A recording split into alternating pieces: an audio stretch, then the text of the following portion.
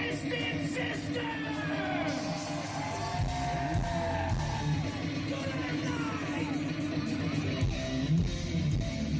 Welcome to our show! Okay, welcome to Rock Docs, a podcast about music documentaries. I'm David Lizerbram, here with my co-host, Andrew Keatts. And today we are joined by American painter and internet radio show host, Jake Longstreth. Say hi, Jake. Hey, thanks for having me. And we usually allow our guests, if we're feeling generous, to select a film to discuss. And Jake picked a real winner. This is actually one of the documentaries that Andy and I talked about before we ever had this podcast, as like, or when we first kind of came up with the idea, like this is one that we got to cover. So Jake, when you suggested this, we were way sprung for this. The documentary is We Are Twisted Sister, or We Are Twisted Fucking Sister. There's two different titles. You can choose, whatever. Directed by Andrew Horn, 2014. Okay, so Jake, before you saw this documentary, what was your relationship with Twisted Sister? What's anyone's relationship with Twisted Sister? Well, Yeah. I didn't have much of one. I remember I was a big fan of Pee-wee's Big Adventure when I was a kid. I watched that movie about 50 times probably. And, when Pee-wee's riding his bike through the Warner Brothers lot in Burbank, there's a cartoonish heavy metal band recording a music video on the hood of a car. You're gonna burn in hell. Wait, is that not actually Twisted Sister? That's Twisted Sister. Okay, I thought it was. Okay, yeah. Okay. Yeah. And then I knew. So I was like, they're like a goofy rock band. And that movie was that movie was released in '85. So probably presumably filmed in '84, which is when the record with that song came out. So right. maybe they were actually on the Burbank lot filming that video, and who knows? It was good timing. And then of course I knew We're Not Gonna Take It, which I always confuse with Come On Feel the Noise. Yes. Actually watching this documentary again, I'd forgotten that they don't even get to like the apex of the band, which is a great choice. And I kept thinking like their big song was Come On Feel the Noise. And then I was like, oh wait, no, it's We're Not Gonna Take It. So the point is, I don't have much of a relationship with Twisted Sister. We recently did an episode about a documentary about Randy Rhoads, which is kind of weird comparison because it's like the same time, and he was in Quiet Riot before he was with Ozzy, and it's a very similar movie, oddly, where like it's all about the buildup, and then like you kind of don't. I mean, he dies, and spoiler alert, etc. It's a bummer. But it's really more about that whole buildup period than it is about like the highlight. The stuff that everybody knows. And Come On Feel the Noise and Quiet Riot's subsequent success that was after he left is not mentioned at all. So there's kind of a double feature vibe going on there. But interesting. Andy, how about you? Do you have a Twisted Sister tattoo that I don't know about? I would say certainly my most pronounced memory is Pee-wee. That maybe is my most watched movie in my life. Like maybe like dozens of times. And that was probably sort of an early image of like what a cool rock band was for like a 7-year-old kid, Never changed. Yeah, and then here we are. And then also, like Dee Snider was so big in those like I Love the 80s shows in like the early 2000s, like those VH1 nostalgia programming. Dee Snider was like a recurring talking head in those things alongside like B-list comedians and like the other like the reality TV show people of the time or whatever. And so I sort of had I had forgotten that until I was watching this, and I remembered, oh yeah, I have a long history of watching Dee Snider in this framing talk this way, Yeah, I was very familiar with him as well. And plus there's I was seeing in other documentaries footage of him in Congress in the mid 80s during the Tipper Gore PMRC hearings, and Dee kind of like coming in guns blazing with a prepared speech about freedom of expression and like that art is subjective and like open to interpretation, and that like Tipper Gore, maybe you have a dirty mind if that's what you're taking from my songs. Something's wrong with you, Tipper, not Yeah. me. So yeah, that was and like so he was like he's definitely like a cultural figure that kind of transcends his pretty mediocre band. Yeah. I wonder, was there ever Dee Snider and Frank Zappa hanging out like back in like the halls of Congress, getting ready to go talk? I hope so. Yeah, the green room. Yeah, in the green room, just kicking back, like, so who's really riding you out there? Who do I need to be prepared for? Yeah. Giving each other pointers with John Denver rolling in. Yeah. If that footage exists, please somebody make that documentary. Yeah. Yeah, I remember the videos. We're Not Gonna Take It and I Wanna Rock, being on MTV all the time. I remember, I guess I was like, this was 1984, so I was like 7, 8. I yeah, I think I probably found it a little bit terrifying. Like it was just a lot to take Yeah. in. And boy, they really wanted to rock. They made that very clear. Wasn't ambiguous. Yeah. And it was a strong message to get across. But yeah, I rember Dee Snider just being everywhere. Stern Show, here or there, wherever, he's just like one of these guys. Yeah. And but yeah, so yeah, the movie, man, this is really some movie. This is like Yeah. we love the history of the Eagles, which is Mhm. obviously the greatest movie ever made. Forget that Sight and Sound list. But this is maybe even more so than the history of the Eagles. This is the like apex of. It certainly activates all the parts of my brain that the history of the Eagles activates. This is operating in that same territory. Yeah, this but is like there's even more of a delta between the quality of the movie and the quality of the music. That's right? true. Mm. Yeah. And Yeah, the Eagles, I think, are a great band. I think they wrote a lot of great songs, and it's the open animosity between them that makes it so compelling. Right. At least in my memory of that movie. Oh yeah, absolutely. Mr. Felder and all that. Mr. Felder. That's the whole. The Weird Twisted Sister. There seems to be a lot of love between those guys. Yeah, I got the sense that maybe Dee Snider and JJ don't get along all that well, but they have like much more respect for each other than the members of the Eagles do. So like, yeah, they're able to be adults about just like not choosing to have each other in their lives. But I didn't do enough research to say for sure whether that's the case. But I kind of got the vibe that maybe they went their separate ways more Interesting.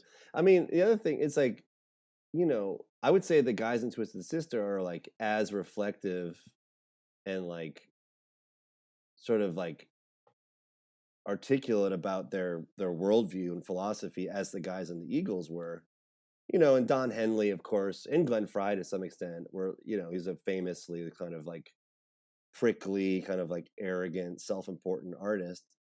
And that's not the vibe at all with Twisted Sister, but like it's interesting. It's you would just think that the guys in Twisted Sister, based on their music and their image, would not have a lot to say. Yeah. And it was that's what was so compelling about the doc. Yeah, JJ is like such a composed, like reliable narrator who is like really possessed around what they were trying to do. Yeah. He like he's I guess he's just not what you would expect from like a Long Island bar band leader, The architect of Twisted Sister. Yeah. An incredible command of dates. He'd be totally. Like, from March of 73 until October of 74, we were like working out of this club primarily in Massapequa, Long Island. Like they had like the early history so dialed. And I guess that's the other thing I would say is like the thing that, because I watched this movie once, maybe like 5 years ago on Netflix randomly. Yeah. And I'm not even like a huge rock doc guy. Like I listened to the episode you had with John Wurster recently. Yeah. And like he's like famously like will watch any music doc. I'm not that guy at all. Something about like just scrolling through Netflix and I was like, this looks interesting, and then really liking the doc, and that's why I thought of it when you guys got in touch. But the thing that was so striking about this was just like the perseverance of this band. Yeah. It's Yeah, the so mean, maybe longest story. Yeah. Anyway, you want to start at the well, top maybe or? we should just kind of like tell the story for people that Yeah. for the Right. few people that maybe yeah. haven't seen the Yeah. doc and Mm-hmm. are following along here at home. But Totally. the basics really here are I mean, this is your standard chronological documentary. They're not trying to make an art piece out of this. It's very well done, but it's not there's nothing abstract or unconventional about it. It's the guys in the band talking about it, there's the fans, and then they're just telling their story, and it's really goes up to right before they broke big. So it's just their entire history prehistory. And so basically what it is like these are, sort of New York guys. D. Snyder's like an outer borough guy. And JJ French is the founder of the band. He's a guitar player who's very serious about guitar and music. He alludes to an early life that's actually pretty interesting, but he doesn't get into it, where there was a lot of drugs, and he discovers glam rock, which he describes as David Bowie, Mott the Hoople, and Lou Reed, and just decide and gets clean and sober and decides to form a glam rock band, which really just means you're covering a few of those songs and wearing women's Yeah. clothes. And he like it goes through tons of different musicians and singers, and different people come and go as they're just grinding it out in the club scene. Not in Manhattan. It's all about No. it's Yeah. all outside of Manhattan, This on is Long Island and in the outer boroughs and everywhere else. And then eventually D. Snyder comes along and becomes part of the band, and then it's just the main meat of the movie is the like approximately 5 years when they are playing huge crowd, thousands to clubs, to thousands of people night after night. They played 3,000 people in Poughkeepsie, New York. right, Yeah. 5 nights a week, 4 hours a night for years, like thousands of gigs. They couldn't get signed. Like they kept trying to get signed, they couldn't get signed. There's all these different misadventures and things go wrong and blah blah blah blah blah. They're not into drugs. They're making it very clear about that. They're not drinking. They're not into drugs. They are just like working as hard as they can to make it as rock stars. And there's the personal conflict where it's JJ's band, but D. Snyder has a chip on his shoulder, being the younger guy and not from Manhattan, and he wants to become this songwriter and this artistic impresario like the guy. And so there's that conflict, which is a classic thing that happens. And then eventually it's the story of how they eventually, after banging on the door for years and years and years, do get signed. And then it's just like basically goes to black. Does that Yes. kind of sum it up for you guys? The quote, I wrote down some stuff when I was watching this. The quote Yeah. from Doug Morris, then the president of Atlantic, who signed them, was, "Sure, they suck, but they're going to sell a lot of records." Yeah. And I was like, can you imagine? Like, I mean, yeah, like there was open animosity with like the higher ups at Atlantic and Twisted Sister. Yeah. And there was just a few determined A&R guys who were just like, sign them, and then eventually they For were just years. like, okay, we're gonna make money. I love the guy at the end who's like, he gets introduced. He goes to one of their pivotal 3,000 person shows in Poughkeepsie.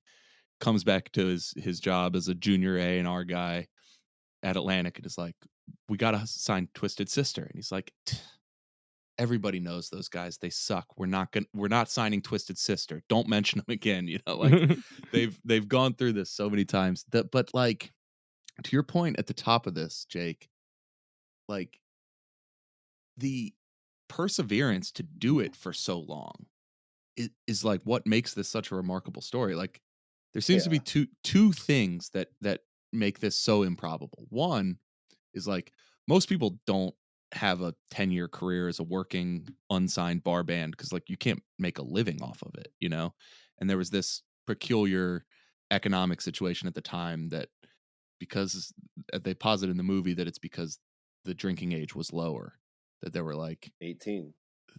40% more young people willing to go to shows every night, and so they could support these like non-famous regional acts. But even with that being in place, like most people just aren't gonna keep doing it for this long.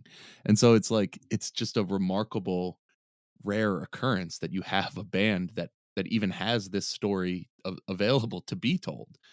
Oh yeah. They're like their tours just exist in a 40-mile concentric they circle would around New York tour City. Connecticut, New Jersey, and New York for like years. Like, and they'd have like they showed like the posters of their like summer '78 tour, and it'd be like Torrington, Connecticut, New Haven, Connecticut, and then it'd be like Massapequa, Long Island, and then it'd be like Poughkeepsie, New York. Never New York City.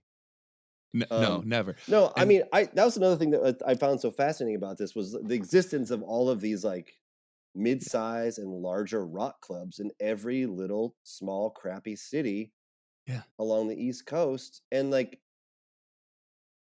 yeah, I mean, this isn't even like I guess I could imagine maybe oh, you hit Trenton and Wilmington and like I don't know, like New Haven or Philly, something like that, big and city, yeah, big city, Scranton even, but like this is not that. They're going to like townships yeah, in in greater New York, like just commuter towns either in Long Island or northern Jersey or southern Connecticut, like, yeah. I and mean, never New York City. it's almost like,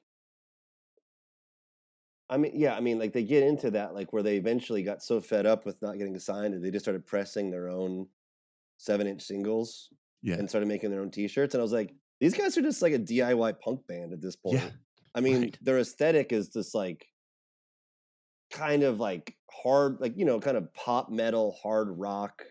Not musically not that different from like Motley Crue, really.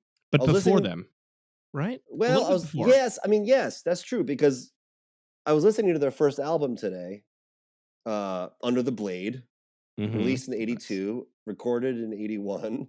Uh, and a lot of those songs are from like the late they wrote in the late '70s. Like they pressed a single of this song, "The Bad Boys of Rock and Roll," in '78, and then they re-recorded that in '82 or '81. That song, yeah, that song almost is kind of a boisterous kind of like party anthem, like like a Slade, like the kind of weird gray area between like a Slade and like A "We Will Rock You" and like kind of Sex thing, maybe. Pistols, kind of just Yeah. like it's just sort of like kind of fist pumping late '70s rock. Yeah, so I just thought it was so like I just never associated like that sort of like I guess in my mind like I think of like those like Sunset Strip bands. It's like people move to LA, they like form a band, they hope they get signed in 6 months, and if it doesn't Right. happen, they're moving on to another band. And they just, it's just a kind of like a big game of musical chairs, trying to find the right combination with the right band to get signed.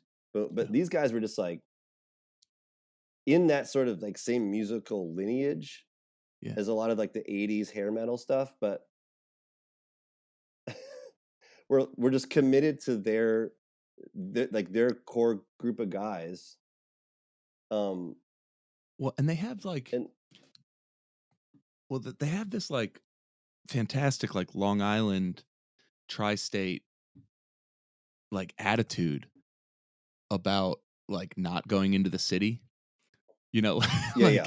like they're like, oh, you saw the Ramones at CBGB? How many people they get in there? 200? Yeah, we played Oh, to 3,000 last night at right. Hammerheads, you know? Yeah, like yeah, they didn't want to go to play the CBGBs because it was too small. I love that. No, yeah, You- I think there was a quote from D. Snyder, or maybe it was from JJ French. It was like, we were 20 miles from CBGBs, but we might as well have been 1,000 miles away. yeah. It's And just like, And they also but they still had a chip on their shoulder about the fact that, these guys were getting all the love in the press. Like, it's clear they knew what was going on.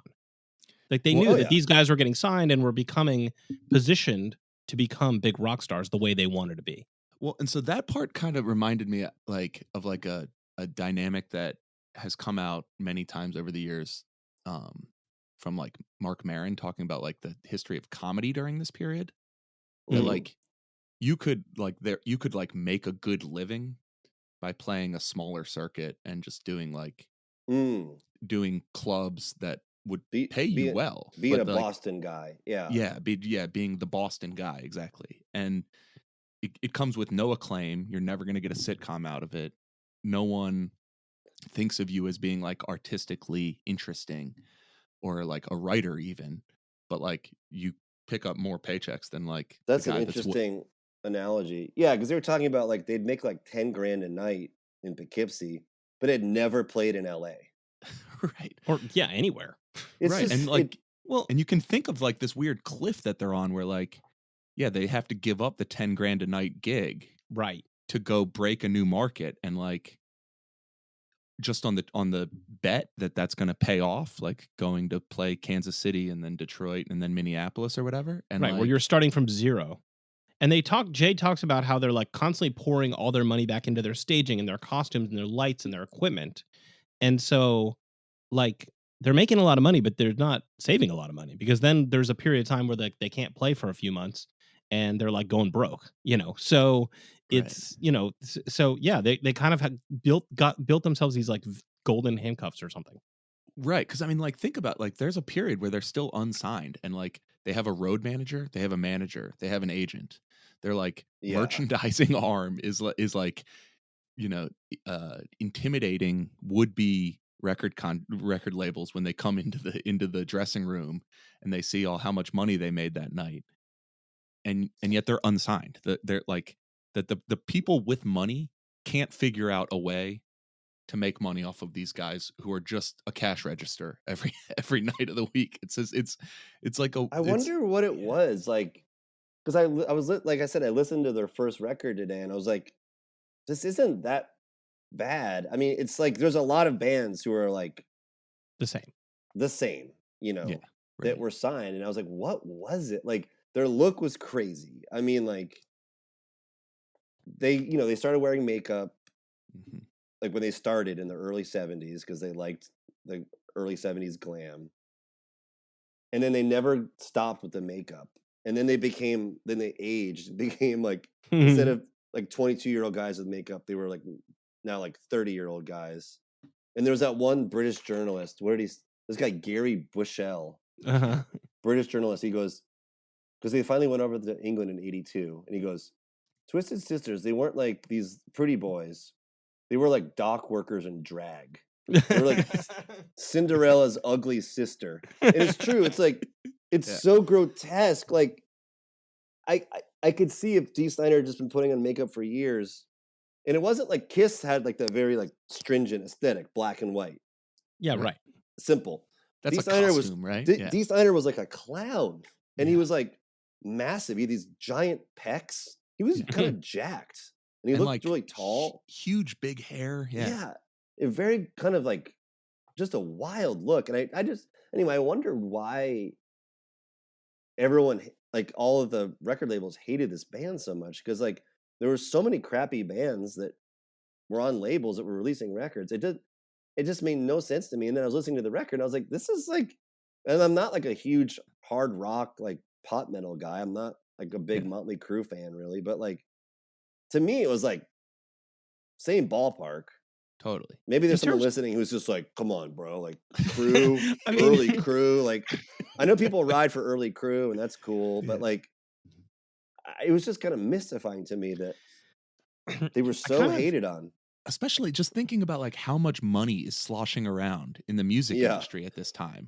Like the number of bands that like never sell anything and got to make 5 records, I just kind of with their first contract. Like no one in this industry could look at what was going on and be like, I'm sure we could figure out a way to make 2 pennies out of one on these guys. Like it's crazy to well, me. and I yeah, just feel like this is a situation where it's like they're like one of these creatures that like lives on an island where there's like no predators or where for some weird reason they like a bird that grows this crazy plumage and you're like, why did uh-huh, evolution work this way? But it's because they're in such a narrow niche that's so funny. evolutionarily that it like and so then all of a sudden when like Charles Darwin of the record industry like lands on the island and discovers them. It's like, well, holy shit, what's happening here? Like, how did this happen? This does not fit into our plan. Like, this is not in my Yeah. theory.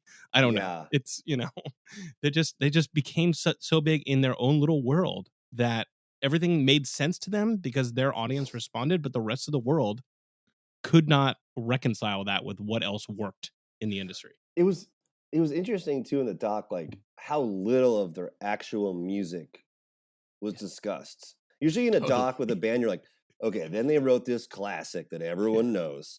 And it's like It was JJ very told me it wasn't good, but I knew. yeah. I have so many questions about this. I have so Yeah, many because questions. I just wanted to, yeah, because like they start off as a cover band. They start off playing to like 2,000 people in Long Island doing like T-Rex Sweet and Lou Jane, Reed covers. They do Sweet Jane all the time. Rebel, Yeah, exactly. Suffragette City, just the hits. all of it. And And they're then doing like drinking games to it. you oh know? right. And then at some point, like I guess they start working in originals. It's never really explicitly discussed. Yeah. And then I'm Well, like, Dee talks about how he doesn't like Jay's originals and dismisses them. Which at that point we didn't know they existed. Like Right. to the narrative of the movie, that's the first mention of there being originals. Is that Dee doesn't like them, you know? But then Dee spends years like furiously writing to become the auteur of this band. And he comes up with like, what's it called? We're the bad boys of rock and roll. yeah. And they're all like, yeah, that's it. And it seems like, how is that a thing? Like, it seems like that's the first idea that you would have come up with. I know. I don't know. and I cannot get it. It's so weird. Like if you're spending years playing like these songs by David Bowie and Lou Reed, like who are incredible songwriters, incredible artists, it's like I get that you're not gonna magically through osmosis, become more talented than you are, but like you think you would like, I don't know, like learn something, like some sort of have some little more poetry or like. But the audience responded, though. Yeah, you're right. The You're audience right. ate Like, it up. they were So I writing don't know. for the audience. They were writing like, this is a big, dumb, triumphant chord progression. I mean, And they're so mercenary. They're so Jay starts off the documentary. Predatory. Predatory and predatory. I just want to say, Jay starts off the documentary with this whole thing about how like, okay, he went to see the New York Dolls, and he's like, these guys cannot play at all. They're terrible musicians. I like their whole vibe. I love that. Imagine a band that it's like that, except they can really play. And like, okay, Twisted Sister are competent musicians. They're not like virtuosos, but they're fine. But that's the only time he talks about anything that he likes in music. Like at that point, there's nothing in the entire rest of the documentary. Nobody talks about liking a song or a band or in anything. It's all about what the audience responds to. It becomes a totally commercial mercenary thing immediately, and there's no hiding that, and it's really interesting. Like, because at the same time, they're not trying to be anything else, right? And they kind of, I guess it's a little bit like Kiss in that way, but they're so much more charming than Kiss because I find the guys in Kiss like incredibly obnoxious, and I mean Gene Simmons is a smart guy. He's a complete asshole, but he's like a lucid thinker in his own twisted kind of Trumpian way. The guys, so like I did think about Kiss a lot watching this Twisted Sister doc because it was exactly what you were saying, David, like so mercenary and like so just reactive to like the crowd. But at the same time, like as Talking Heads looking back, they were so like lucid and like I like just kind of likable, like guys that you could have like a conversation about anything with. Yeah, is this the kind of guy that you recognize, Jake, coming from like that part of the world, like this type of New York guy? A little bit, yeah. This is like your friend's uncle vibe, not your uncle, but your friend's uncle, like big time. They're like or like kind of like the little league, like your friend's dad who's like the assistant like little league coach. Yeah. I mean, so like they're blue collar guys. I mean, they're that was a thing then, just sort of like white working class blue collar guys. Which started rock bands. Now they'd be rappers or like be DJs or something, or like maybe doing like metal. Right. But which is I think part of what informs their sort of like very mercenary commercial approach is like they aren't coming from a background that's like, well, we want to be like respected by our peers and have like good write-ups in the Village Voice. They're like, well, wait a second, that room's bigger and they'll book us. Let's go there. And like, whatever it takes to fill the room will make us more money. Let's do that. And like, it's like working class pragmatism as opposed to like crass commercialism. It's like It's just like, well, No, that's a good distinction. it's like, why would we get $500 when we could get 1,000? I don't understand. Could somebody explain that to me? I mean, You know, like they definitely do have a chip on their shoulder though about like the quote unquote elites. Like there is yes. like there are a couple of quotes in the doc where D is sort of like, I realized that there's more guys like me out. It's like almost like Trump style. Like This is I a realized, well-practiced rap that he has. yeah, like there's more guys out there like me than there are like the beautiful people. Yeah. In the sea, you know, like I wrote it down because there was a really Yeah, Oh yeah, what yeah. it reminded me of, what the part of it that he says on stage that he gets the crowd going with, reminded me like totally of what like Lady Gaga does with her fans. The way she like, it's like very like weirdo empowerment. Like it's okay that you're like I think she even call them like little monsters. Yeah, Is that or her maybe they came. fans? Her Yeah, fans, they may have come up like, with it. I don't know, but yeah, that's kind of part of the thing. and theirs is like little freak shows or whatever. No, sick fucking friends of Sick, yeah. Oh no, something. sick motherfuckers. Sick Yeah, motherfuckers. SMFs. And hers is like little monsters, and it's like a very similar, like it's okay for you to be you. There's more of us than there is of them type. Well, yeah, feel. he wasn't D wouldn't say that to the crowd, I don't think, because then the crowd would be like, "What do you mean?" But like in retrospect, he was like, I discovered there were more me's in the world than there were of the cool people, and he was like, I wanted to create cool where none existed. We're the majority. The beautiful people, the cool people, are the minority. So he's almost going like Nixon, silent majority. Yeah. Mm-hmm. Yeah. And that although kind he's of not at all a political conservative for what little that's worth. But yeah, well, neither of them are. No. JJ's like his Twitter feed is just anti-Trump stuff. Oh really? So yeah, props to that. You know, so this kind of does tie into the one of the highlights of the movie is when we see the fans. And it's like there's several interviews with these diehard fans who just followed them around. And the guy who gets interviewed in the bathroom. Yes, the guy. He's the best. Resting his left hand on the top of a urinal. Yeah. I was like, what genius director made that choice? Like Peter Hackett is the guy. I'm giving a shout out. Peter Hackett, you're brilliant. He goes, we got a case of beer. There's a free show at Hammerheads. Forget about it. What do we need? It's unbelievable. I know these club names. I wrote down a couple. God. The Rock Emmett's. Palace, the Mad Hatter. Yeah, Hammerheads is great. So many good ones. Well, and like especially when I love. So there's, and this is like a little bit later. There's like a whole section of the fans talking about like their war stories, like, oh, you know, we fill up a car and, you know, we get a flat tire and we got to fix the tire and we're driving through the snow and like, what am I really going to do? Go to work and hang out with my friends or drive over to Emmett's in Burtonville or whatever. And like, you would like, it's exactly dead fans telling their war stories. Yes. Except it all happens within a 30-mile radius instead of it covering the entire country. Like, yeah, they're not road tripping down to like Florida, or, you know. Yeah, I'm gonna catch them on the West Coast run. Like, no, dude, you're just like you're going from Jersey to like upstate New York over to Connecticut and back. It's like, yeah, like it's like these absolute stories where they're just like, once you get me going, I'll tell you all the stories. There was we drove to Connecticut, when we drove back to New Jersey, then we drove over to Long Island. There was that one guy like being interviewed in his driveway. He had a shaved head. He seemed like he was on the verge of tears at points. Yes, he'd be like, man, like we saw the sister, man. They like. It was incredible, man. And then, like, yeah, like, I came back. I got back to my house at 6 a.m. I went to work at 7. I worked a full shift, and then went out the next night. Went straight out and saw him again. Just like, and he was just like, I mean, you know, actually, it also reminded me of kind of proto Insane Clown Posse.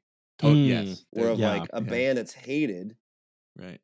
Doesn't make the greatest music, but you know, like. There's plenty of bands that sound kind of exactly like both those bands.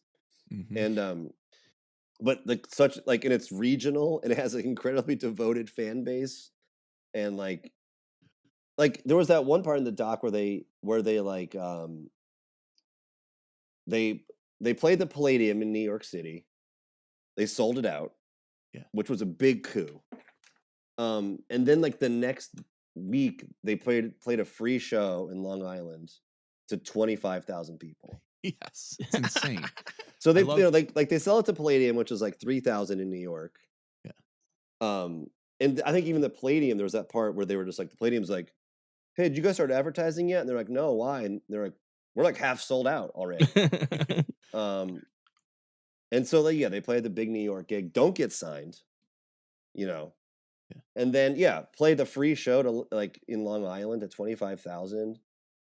It just reminded me, it just makes me think of like the Juggalo Fest or something. I'm just like, and like Early Dead, where where it's oh like, sure, or in San Francisco. I love that. There's also D. Snyder says about that free show, the little brother and sister of everyone we ever played to came out to see us that night. And like as a little brother who was constantly chasing my older brother's interests, I certainly identified with that. One thing I wanted to ask, or kind of was wondering, which another question we don't get answered in the doc, but the question only exists in my head, so that kind of makes sense. Is okay, so the same time period, roughly, and geographically very similar, is the fabled Springsteen Jersey Shore scene, right? Where like, you hear about, I mean, at this point, once Twisted Sister really gets going, okay, Springsteen's already kind of done Born to Run basically by the time this really gets rolling. But there's a little bit of overlap, but then you have like Southside Johnny and the Asbury Dukes, and like you always hear about how there was like a billion bands playing the Jersey Shore that were all kind of like that. These just happen to be the ones, like, Steve Van Zandt and Springsteen and Southside Johnny were like the ones that, kind of rose up out of that. But like, was that a crossover? Would you have gone to the Stone Pony and seen Southside Johnny one night and then the next night seen Twisted Sister the next town over? Or was there no crossover? I'm dying to know. Like, and if there's no crossover, that's even more insane. How defined these worlds could have been within such a small geographic area. Right, because Springsteen's like a megastar by 75 with Born to Run, right? But right. Yeah, I mean, early Twisted Sister, they're playing 73, 74. 73. They're doing their T-Rex and Lou Reed covers in 73. Who knows? Maybe they have a gig in Asbury Park. If you get Bruce Springsteen on Time Crisis, would you ask him if he ever overlapped with Twisted Sister? Do us that favor. Absolutely. Okay. I mean, granted, considering. By the way, you have a show, Time Crisis, that we didn't promote at all, but maybe we'll promote it at the end of this. Promote it, yeah. All good. I mean, Jake, have you ever seen the movie A Band Called Death? About yes, like the like black punk band. Yeah, like the Brothers in Detroit. I saw it years ago. Right. We did an episode on it recently, and they decamp at one point to mid-'80s Burlington, Vermont. Really? And eventually become a reggae band in mid-'80s Burlington, Vermont. And it just seems so far-fetched. I didn't even look it up before the show, but I offhandedly said during the show, I wonder if they ever crossed paths with Fish when lo and behold, you'd have to assume. And yeah, somebody a Fish listener sent us a photo of them jamming together. And were they called Death still? No, they had a different name at that point. They were called Lamb's Bread by that point. Ladies and gentlemen, Lamb's Bread. Because wasn't Bernie the mayor at that point? Yes. Bernie was the mayor. Ben and Jerry's was opened. Like, its flagship location. Burlington mid-'80s so much happening. Popping. All right. As long as we're doing some real TC style content here, there was one clip that came across during this movie that I wanted to ask you about. Friendly's. Do you have any thoughts on the restaurant chain Friendly's? I have a lot of warm, nostalgic associations with Friendly's. Oh, hell yeah, me too. There was one in my town in Connecticut, Southbury, Connecticut, where I grew up. Went there with my grandma a lot. I remember the going ice cream cone head guy. Yeah, no, I mean, just a lovely, a cozy family restaurant. Not too dissimilar from like a Denny's or something, but yeah, a little more emphasis on ice cream. Yeah. But I remember going there with my brother in the 90s. I was probably like, I bet I was like 17 or 18. Dave was probably 12 or 13. And we went there with my grandmother, whose eyesight was really failing. And we like kind of held her hand, let her in, sit in the booth. And then the guy in the booth right across from us is wearing a baseball hat that says, "Fuck you, you fucking fuck" on it. And Dave and I are just like, oh, like we're teenagers. We think that's the funniest shit ever. And my grandmother can't see it. And she's just like, "Boys, what's so funny? Come on, let me in. Like, what's the joke? What's the joke?" And we're like, "Grandma, like this guy next to us just has like the craziest hat on. It's full of curse words." And she's like, "Okay, well, I don't want to know. I don't want to know." Oh my god. But yeah, I love Friendlies. Are you an East Coast guy, Andrew? Yeah, I'm from Baltimore. Okay, cool. Yeah, we Are there had it Friendlies down there? Yeah, I looked up the territory map of Friendlies just to see. As you do. And it went as far south as Maryland, exactly. So I was apparently the southernmost reaches of Friendlies, and but I do think Connecticut really probably it's bread and butter. Oh It's yeah, like I think northeast. CT is heavy Friendlies country. Yeah, my last Friendlies experience was in Albany. I was driving through Albany and I saw Friendlies and I was like, I don't care what anyone else in this car is saying. That's where we're eating right now. We're going to Friendlies right now. Tuna melt, let's go. Yes, exactly. Dialed it all up. I mean, it's a great name for a restaurant too. It is. It's like it's very obviously it's very inviting. It is. It's Friendlies. Yeah. So I'm happy to report that it's been sold in and out of bankruptcy from a number of different corporate shell owners. Those weird like Brazilian holding companies that own 42%. There was there was a bit of a scandal or discrepancy that one of those holding companies was borrowing from a pension fund that it also owned to make its payments on the Friendlies. Wow, real title. FTX level. Yeah, it sounds very FTX. Wow. Yeah. But happy to report now that its current owner has pledged that it will not be closing any of the existing Friendlies locations. So all the Friendlies that are out there right now, they're trying to make a real go of it. So that's good news for everybody. That'd be so funny if there was like a public sort of like PR campaign. Like, listen, we're sorry. We know we're a family place. We shouldn't have been messing with the pensions of our employees. Give us another chance. Yeah. It's almost like Facebook, like after the 2016 election, like, listen, guys, we're sorry. Yeah. Or like when Domino's our bad. You Domino's selling point that one time was like, we know our pizza has really sucked for the last few years, but like our new thing is to make good pizza. Like that's the new initiative. And listen, if our listeners from the Mid-Atlantic to Southern New England region can just pop into a Friendlies and report back where they're at right now, we'd like to know. Yeah. You know what's awesome to think about is Twisted Sister rolling into a Friendlies in like 1982. Yeah. Or maybe like 79 when like they're doing their like drive back from Long Island. Yeah. From Westchester County to like just Jersey, like and they're just like, dude. Last night's makeup still like they kind of didn't get all of it off. It's kind of streaked and like they just smell like hell and just sweaty. There'd be so many D's complaining. It's just like JJ just fucking loves this place. Fucking friendly. Like had to be so many again. So many 3 a.m. diners. Yeah. In between those long tour stops where you had to drive 30 miles, which I understand with traffic is maybe not in the middle of the night, but okay. Okay. So let's steer this somewhat back on the road. Let's get back on the track a little bit. So one thing we should talk about is in the early goings here is their Disco Sucks crowd wind up. That was heavy. That was heavy. So they start doing various Disco Sucks related wind-ups, which eventually leads them to start hanging Barry White in effigy. David's described this on our what was that, our Bee Gees episode? Yeah, I think so. Yeah. I mean, basically, there's this whole rock versus disco thing going on. Yeah. Mm-hmm. Which, these guys could smell they were like brilliant marketers. Yeah, you know what I mean? Like they could just kind of smell whatever would get the crowd going. Blood and I get it.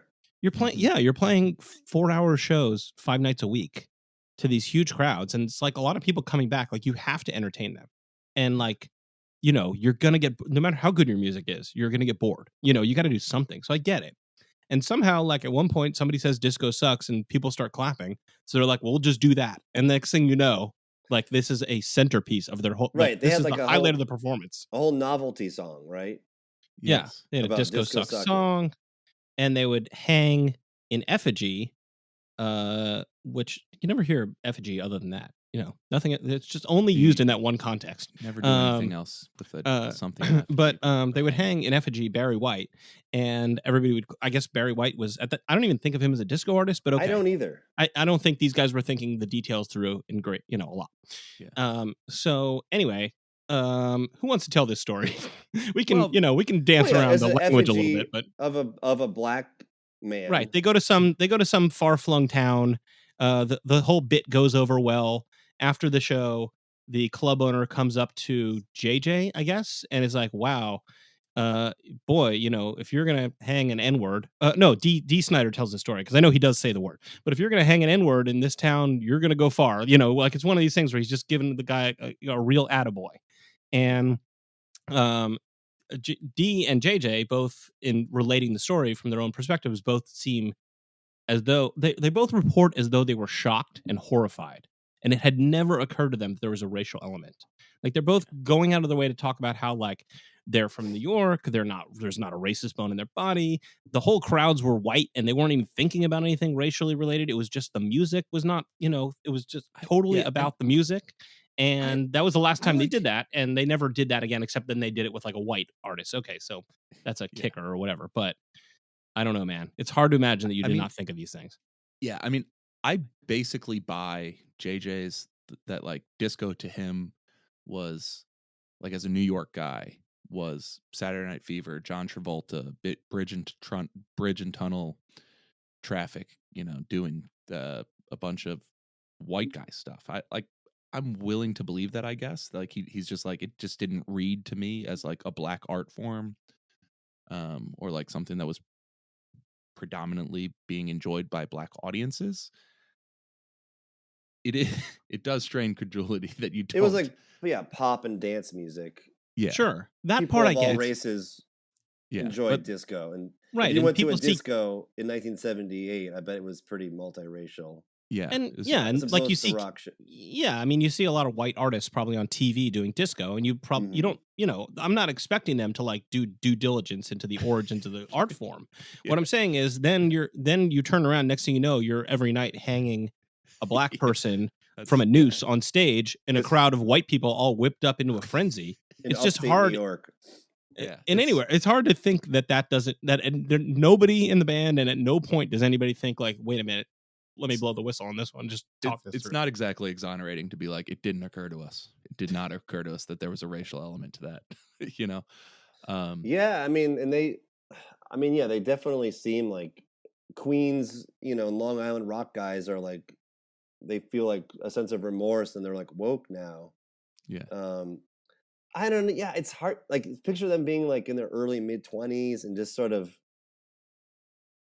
Although I was gonna say they weren't drunk and they weren't high. They were, D and JJ were like sober teetotalers. Yeah. So I think it just goes to show, man, like people were just like in a much more oblivious mindset in that era. I mean, just think, they just changed the names on all the sports teams. Like for the longest time, it was the Cleveland Indians. Yeah. And like growing up, like it never occurred. Like when I was like a baseball fan when I was like 12, it never occurred to me. Yeah, no, I get it. You know what I mean? So it's just like that was a wild part of the doc, though. Yeah, it comes on like a freight train. All of a sudden, you're like, you're just like, whoa, whoa! You guys were lynching a effigy of a black guy on stage. What? I thought you were like here. I thought you were like here to have a good time and party and play rock songs and like do Lou Reed covers and yeah. I mean, Jay really expresses and seems to at least try to come off as sincere. And I'm not saying he's not. I'm just saying he really is like, to this day, it hurts me that I'm carrying that with me, that it might have been hurtful to people or it might have come off as racist. Like, I don't know if he's just really trying to say that or it means it, but like, yeah, it's like, other than this appearing in this documentary, I don't think anybody ever remembered or cared. You know, so it's not like I mean, yeah, they could have. It's not like this is following him around for all these years. Right. It's not like like a scandal online where someone's wearing blackface, like Justin Trudeau's wearing blackface. It's like this has totally been lost to history. Yeah. So it's definitely an interesting flavor in the doc, though. I guess it's just that like they were so focused on what the crowd was responding to that they got themselves into a situation without ever thinking that they were doing something that you could look at it and be like, that's real bad. And that's real face in a crowd stuff. Exactly. Like they just never thought of that, And then there's kind of a kicker at the end where it was like, oh, well, yeah, but we stopped doing that night. Then we changed to doing this white lady that we would hang. And, and then like electric chair. And we put this white lady in an electric chair. Haha, bang. And then there's like a black cut to black. And then it like starts the next part of the doc, which is really clever editing. Maybe we shouldn't like whip people up into a frenzy about the ritual murder. Well, so in that same light, in the like, basically they're sort of feeding off the crowd and then using it to their advantage. There's this part at the end, the gig that they sort of build up to as the culmination is a televised show in the UK, the Tube, where they bring up Motorhead to play with them, and this is going to be their last chance to get a record deal. And the crowd in this televised audience isn't going crazy for them the way the Long Island crowds were going. And so Dee Snider does this whole bit about like, can you guys not handle me because I'm wearing makeup? Is that why you're not giving me the enthusiasm I want? And he puts makeup remover on and wipes it off. And he had told his roadie beforehand to have this maybe ready. I'll do this thing. So he knew this was in his head, although he didn't tell the rest of the band. And it was like a back pocket thing. Like if it doesn't, if the show goes get big, I won't wear it. Do it, but he pulls this out, and I don't know. I'm sort of like mystified by it, honestly. Like I'm mystified by like why the crowd reacted to it so much, how he thought to do it after all these years, the sort of, I don't know, the showman quality of just deciding to pull the trigger on it. It's a sort of wild story, but I don't know that I totally get it, honestly. I think, he's just such a salesman and a showman, like you said. I mean, a lot of the epic footage of the band is Dee Snider monologues. Right. It's not them playing like these classics that we've all loved for decades. It's like there's the other outdoor concert when people are throwing stuff at them. Oh yeah. And he's like, you motherfuckers. And he's like, you want to come at me? Meet me backstage, motherfuckers. He just like comes at the crowd and is like, I'll fight all you assholes. This is the Reading Festival. Right, the Reading Festival. He's like, you're hitting the people in the front here with your rotten tomatoes. Have a little respect for your fellow concert goers, and I'm gonna kick the shit out of everyone. And then and then he's like, okay, the show ends, and I go backstage, and I'm ready to just like rumble, and everyone back there is like, all right, mate, and just like they like loved him. But like that's the show. It's like they were playing their like mediocre like hard rock songs and people were like, okay, like we don't have this like built up kind of local love for these guys. Like these guys are kind of goofballs. And then he does like his big monologue, and same thing with the televised show. He like dramatically takes the makeup off of his face, and he's just like, look at me. Yeah. It's hold on. Make like a Dead comparison. It's like these monologues are their version of like a 40-minute Dark Star. It's like it's like, but no monologue was ever like that night's monologue. Earlier in the doc, JJ says, because they're showing some clips of them doing these bits, and there's like, they did a show where you would drink till you vomited on stage. That would bring fans up and see if they could drink till whatever. That's a great bit, but JJ is being interviewed, and he says, contemporary, and he says, looking back, he says, well, that's the difference between us and other bands. We're not playing music, we're bullshitting. Yeah. And it's like, they're doing shtick. Yeah. Well, and they use the word shtick like at least half a dozen times in that documentary. This is the shtickiest heavy documentary I've ever seen. They're not pretentious about it. I mean, they take themselves seriously, don't get me wrong, but they're not pretentious about like who they were, what they were doing. Yeah. This is like a Jewish comedy thing, I think. I'm now developing another theory. This is like a Yes. Borscht Belt It's a comedy Borscht Belt. evolved. I mean, almost in the same geographic region, close. Poughkeepsie might arguably be in the Borscht Belt. Well, again, another connection to Kiss too. Yeah. Evolved, 20 years later. These guys grew up watching like Henny Youngman and whatever, name your Borscht Belt comedy guy. Like these, you know what I mean? They're from that area. They're, I don't know about the other guys, but I know D. Snyder's dad was Jewish or something like that. Like he was raised Christian, and Jay's Jewish. So, that is kind of there is a Jewish comedy shtick element going on there that maybe I like them. I'm supposed to like them. So there you go. Now they're great. Okay. Yeah, but I mean, in terms of that whole rap and the festival where they're throwing stuff, I just have to read this quote because then they talk about how somebody had thrown a shit on stage. Oh, right. And D says, as hate-filled as I am, could I actually pick up a human shit and throw it? Where do you get it?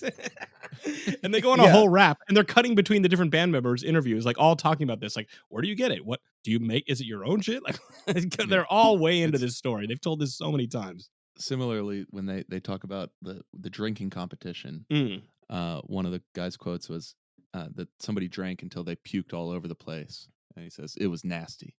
Unless you like vomit. Jay's like, well, I don't drink. I don't know how much vomit's going to kill somebody. I don't know. What am I supposed to know? Yeah. I know. I love that D and J are stone cold sober. And then, they're having audience members come up and just do shots. Yeah. Like many, but like over and over. And like the like secret of selling out the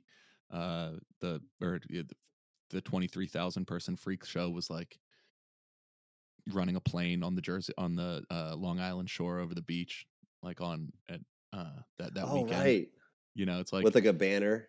With a banner. They're just like going after these like 20-year-old college, partiers. That reminds me of the other stuff when they were like in the late 70s when they were really getting desperate to get signed. But they were making money. There was that thing where they bought advertisements or they bought airtime. Yeah. And instead of airing an advertisement, they would just play a minute-long clip of their song. With like, so like you'd be listening, come see us at Hammerheads. You'd be like listening to like, I don't think classic rock was on just like the rock station. Yeah, AC/DC, whatever. And it'd be like Tom Petty, AC/DC, and then it'd be like an ad for like Jiffy Lube. And then it would be like Friendlies, maybe. Like Bradley's. And then like a 45-second clip of like a rock song, and you're like, oh, I guess it's back from ad break. And then it'd be like, yeah, Twisted Sister Hammerheads, July 18th. And then it'd go into an ad for like State Farm life insurance or something. It was just like, that's so insane to me. Like, and also, again, like this goes back to their showbiz shtick. Like, who cares? Yeah. Like we're gonna buy an ad and just play our music over the ad. Yeah, and they're like, and then people started coming to the show and they like would respond to the songs like they'd heard it on the radio because they had. Yeah. Right. And it's like, it seems kind of obvious. Like, I mean, fake it till you make it, baby. There's the one guy, I think it's the other guitarist, who says at one point, he's like, people say like, oh man, back then it was so easy to get signed. And he's just like, man, it was always hard to get signed. It's like, it's never been easy to get signed. And like, part of that like sort of resonates with me because like I think we were talking, the Quiet Riot movie has like a whole thing like they're not getting signed. Everybody thinks Randy Rhoads is like a virtuoso, and yet they can't like get a record deal for one reason or another. Van Halen's like passing them by. D. Snyder even appears in that movie, being like, "Yeah, we're over in New York at the same time, like playing to thousands of people, and we can't get signed either." And like, I think at that time, David, when we watched that movie, we said like, every story that we watch in the history of classic rock is like, the dude shows up in L.A. and like a minute and a half later they have a record contract. Tom Petty's like got 5 record contracts the day he arrives in L.A. Oh and like Neil Young drives into L.A. and like meets David Crosby within like 10 minutes.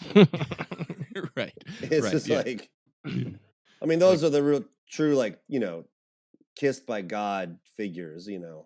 Yeah, Bernie Ledden famously tells David Geffen like, "Do you want us or not?" you know, Right. about the Eagles, Yeah. but I do think that like this movie makes me think that there's like it's like the World War II plane that like with the uh the dots on all the where they've all been shot down Hmm. about, and like, oh well, do you reinforce these areas where they keep getting shot, or are those, since those are the ones that are coming back, is that evidence that it's the ones that you don't see that are out buried at sea right now? And like, I think when we watch this Betty movies, you probably, you watch Tom Petty, Neil Young, and the Eagles, you probably get a false sense of how easy it is to get a record contract. And like, it just so happens that like Twisted Sister, based on this weird economics of Long Island nightclubs, was able to make a go of it for 10 years until the industry could ignore them no longer. But like, most people don't have that luxury. Yeah, no, totally. Well put. I mean, it's a true time and place kind of thing. There's so many bands like them that played covers that people liked and wrote some crappy originals that people sort of responded to, and they got that didn't have that big hit, you know. Right. I don't, Yeah. So, all right. So, I mean, I think we kind of kicked this one around pretty good. There's tons of good stuff in this doc and quotes and things that we can go over, but it is kind of interesting at the end. I mean, D. Snyder kind of talks a little bit about how like once they signed, he was in this argument with the record exec Doug Morris, and like Doug Morris is like, "Do you want to sell millions of copies of albums?" And he's like, "I caved. I did what he told me." But then he doesn't really explain what it is. They don't explain like what happens. It's very weird kind of ending, like that they just kind of stop. It's And like but hard for me almost to imagine what like Twisted Sister like dropping their artistic integrity would have sounded like. yeah, it's a Like I little don't. weird. But at Yeah. the very yeah, almost the last thing he says, D is like, we had these fans, and there's this woman Donna who appears several times in the movie, who's one of their hardcore fans, who's just so emotionally connected to this band. And D at the very end says like, I wonder how the fans feel about like when a band finally makes it and like we're gone, like we're off playing huge festivals and we're not going to see them again. Like, how does Donna feel? He specifically mentions this woman Donna, and like, it doesn't really close the loop on that. It's not like all of a sudden Donna's waiting in the wings and they bring her out or something like that. I almost was expecting that, some kind of yeah. answer or something where you would see her and she would respond directly to it. And they don't. I don't know why they kind of left it hanging, but I guess the answer is sort of implied. I mean, they do kind of talk about how like, yeah, this was our band and like it was cool when they got big, but it's it's just kind of I kind of like the ambiguity at the end. It's like one little artistic choice that maybe the Hmm. actual Twisted Sister wouldn't have done, but the movie does for you. Yeah. No, it's nice. I mean, it makes you think of like more of like an indie rock context of like, like, oh man, I saw them Yeah. all the time, like before like they signed, like before they were a big deal. Like, oh, I saw Modest Mouse all the time when they were playing in Bellingham, Washington, and they played in my dorm, like that kind of thing. And then, like when people like local Yeah. scenes have real intense attachments. And then but with indie rock, it's a little bit more like, It's like I was hip to them. well, you were hip to them, and then like bands didn't even openly strive for success Yeah. Right. in the way that Twisted Sister was. And so you would think that Donna would be like, I'm so happy for them. They've openly been trying to achieve massive success for years, and I watch them struggle. And I'm not, because I love them, I will let them go. Yeah.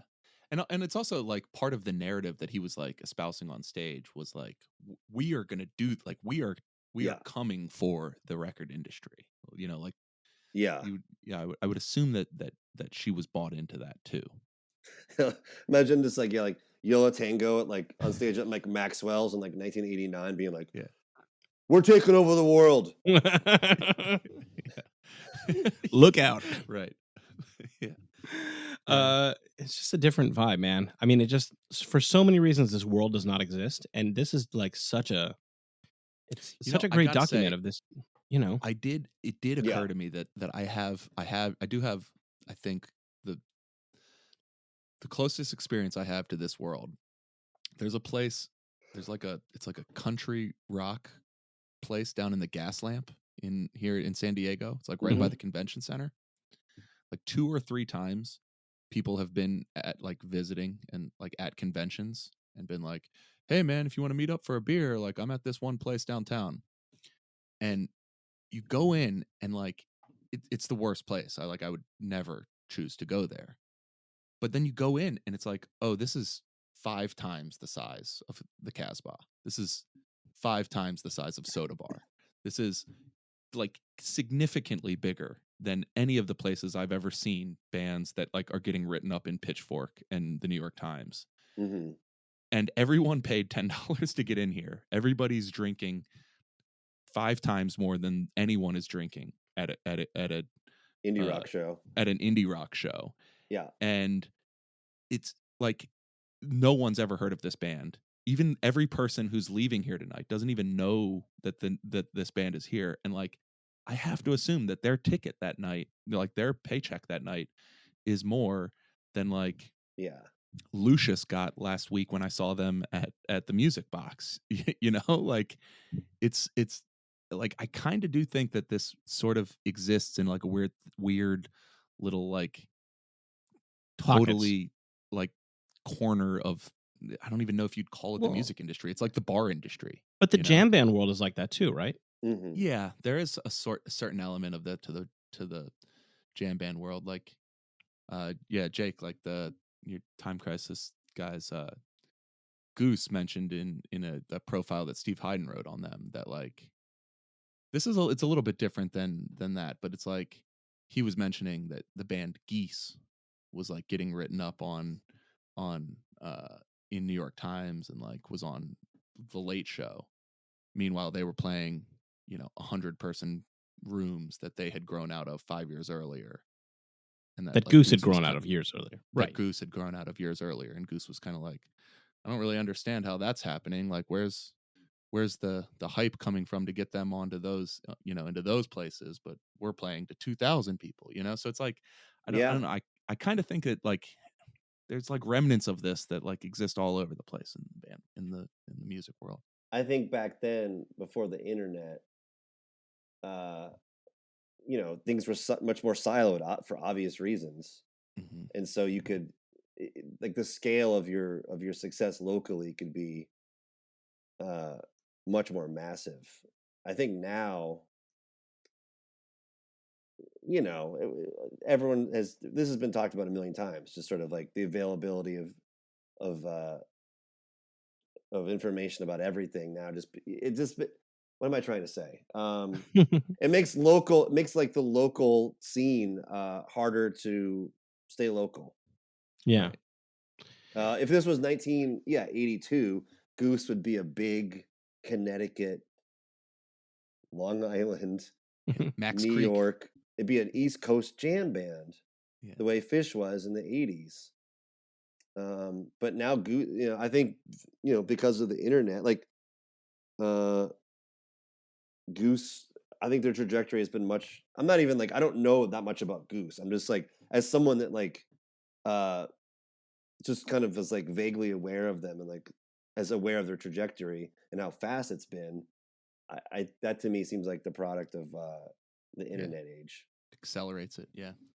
So, all right. So, at the end of our podcast, we always ask the same question, Jake, which is, okay, let's imagine that you know somebody who's not a huge fan of Twisted Sister. I mean, Yeah. hard to imagine, but okay, put that aside. And they're just like, hey, what's a movie I should watch tonight? Which is this like something you would recommend to just a general fan of docs or music or anything like that, just as a film, as an experience? Yeah, I mean, like I said, I'm not a huge rock doc guy. I don't watch a ton of them, and so I watched this twice. And when you guys reached out, I was like, let's do that Twisted Sister doc. I remember loving that thing because it is such a window into a world that we were just discussing, this East Coast local club scene in the 70s and 80s. So yeah, absolutely.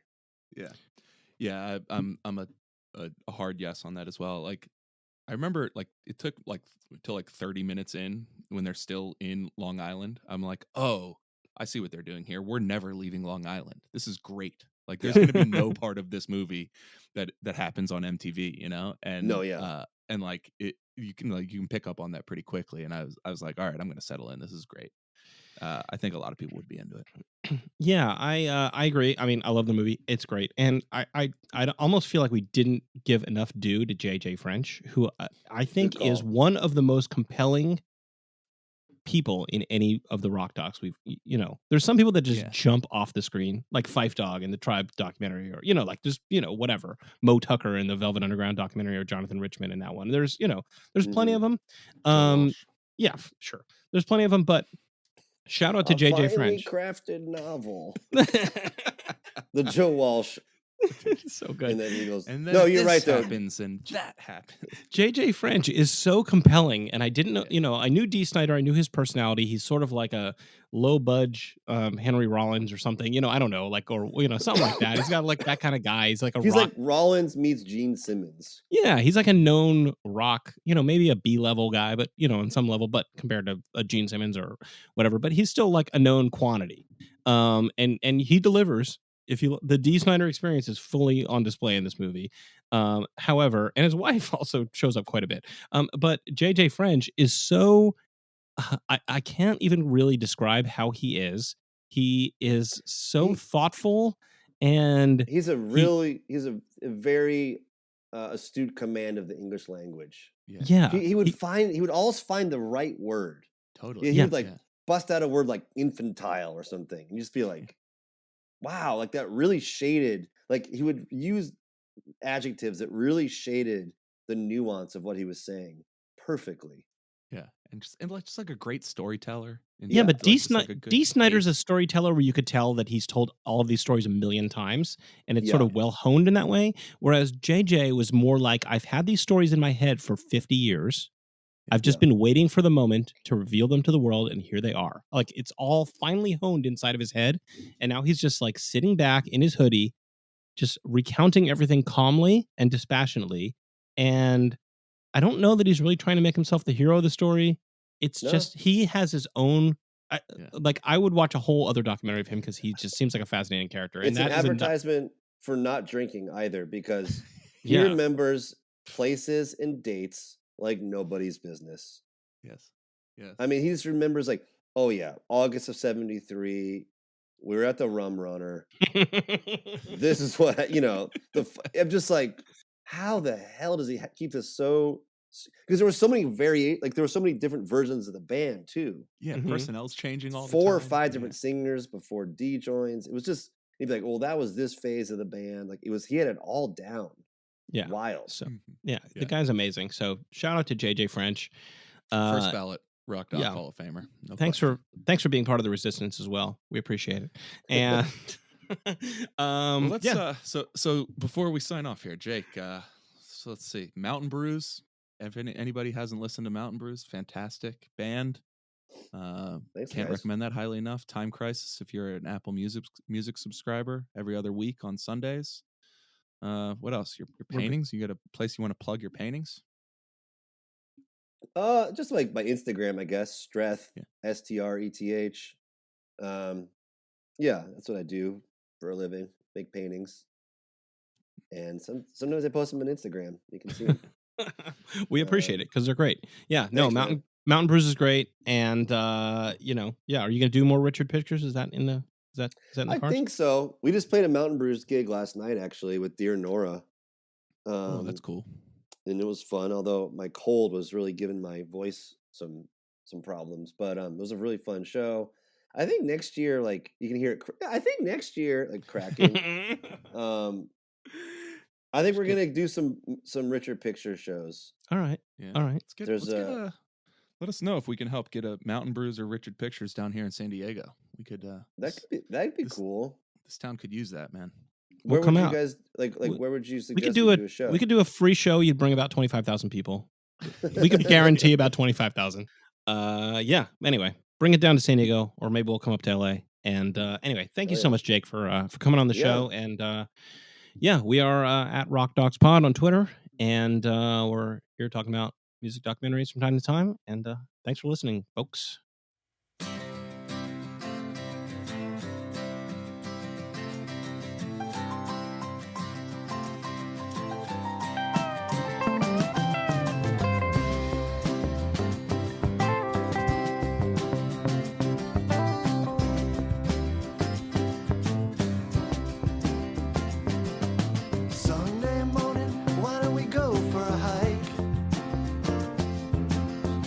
trailhead light around 2:45. Me and Bobby stayed out late last night. Get on the trail, shake the cobwebs free.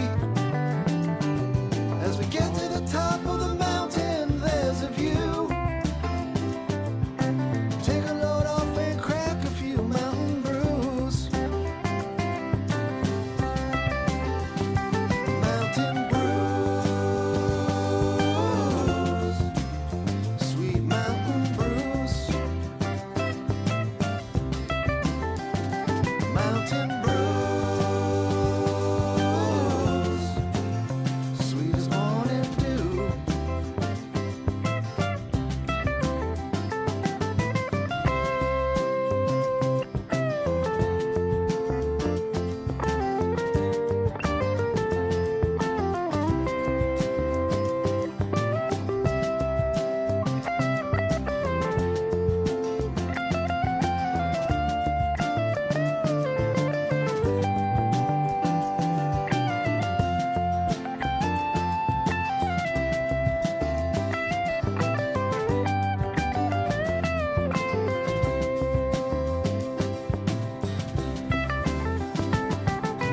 Have another brew as we look out over the town.